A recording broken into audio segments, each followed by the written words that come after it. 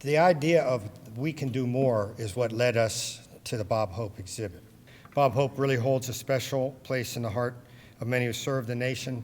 His tours from World War II through the Gulf War, he stood in front of over 11 million service members, their spouses, their families.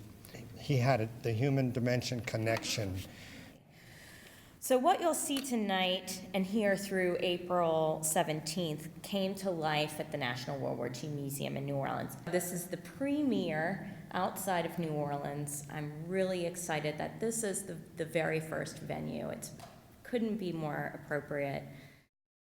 My exposure to Bob Hope has been mostly from a distance. When he performed at Da Nang Air Base in South Vietnam in December 1967, just a few weeks before I went down in January, he came for a Christmas show, and there was at least 2 bazillion people there. And Bob was about this tall on the stage. Raquel Welch looked a little bigger to me,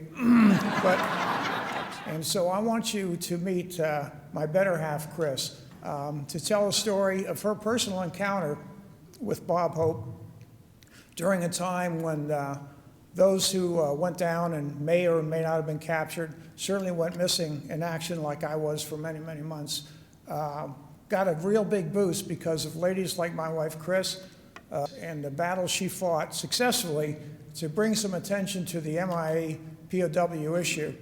And then in 1970, as part of working with the League, at the State Fair, we had a booth, and at the booth we had a petition, and it was made like an Asian scroll. So we wanted people to sign the scroll petitioning Hanoi to let our men go.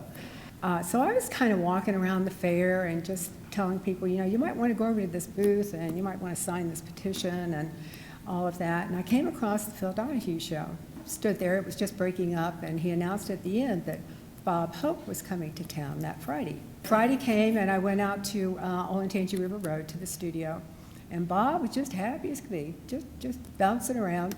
And then the show started, and then at the end, we were sitting on the stage, and Phil was in front of us where the audience was, asking us questions, and we talked about the whole situation for a while. And Bob was, you know, very receptive to any help he could give.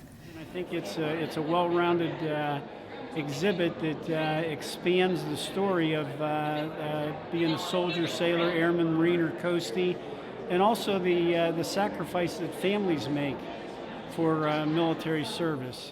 The 60s were certainly a time when the nation was divided between the Vietnam War and other things going on in the country. Bob never let the politics of the country stand in the way of his doing what he thought the troops wanted.